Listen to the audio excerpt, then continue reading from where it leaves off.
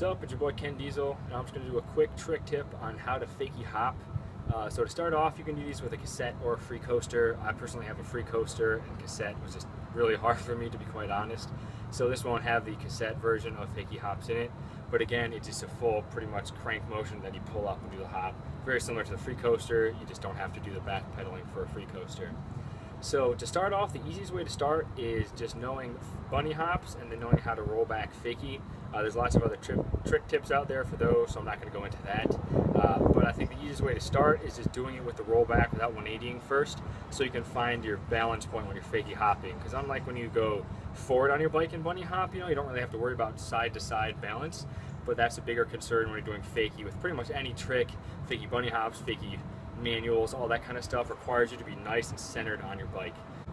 So as you start to practice them, you'll start realizing that again, it's exactly like a bunny hop forward. It's the exact same motion, but you're just going backwards. So you'll see you want to pull up and then suck up your rear with your legs by scooping the pedals a bit while pushing out with your bike to get that nice bunny hop motion. But again, you're just rolling backwards, so it feels really weird and you need to be balanced, unlike when you're going forward. So as you find that nice wall to roll up to, just pull up your rear end and then come back and practice fakie hopping.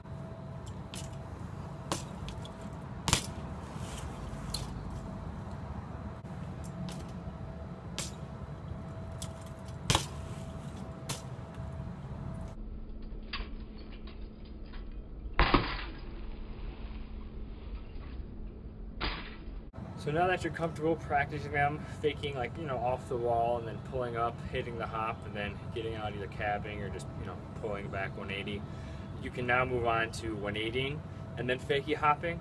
So the only big difference with this, of course, is just the increased difficulty of balance, because after you do the 180, just to make sure you're leaning back nice and good, in a good solid balance point, make sure your bike's nice and straight, and then you go ahead and pull up, and then you got to fakie out of it, of course, after you hit it.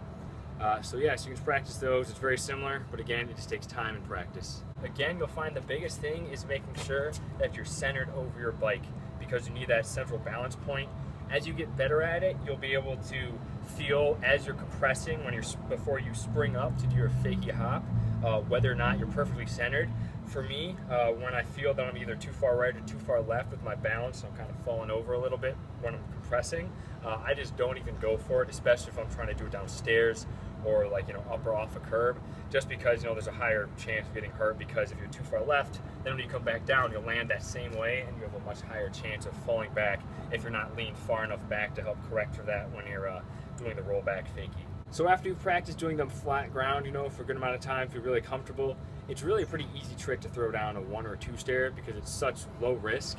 And even when I catch my front tire, tires are so big nowadays, I've got like a 2.4 in the front, that even if you catch it a little bit, it's not about to pop your tire, it's not going to throw you backwards or anything, you're going to be fine. So go ahead and throw it, and you can do it up things again, down things. I got a little curb, I've learned them up, and I'm going to probably try and do them up 2 stairs sometime. So yeah, I just recommend going out there and just throwing them as hard as you can, and make sure to wear a helmet, especially when you're first trying them, because these tricks can be dangerous if you fall back.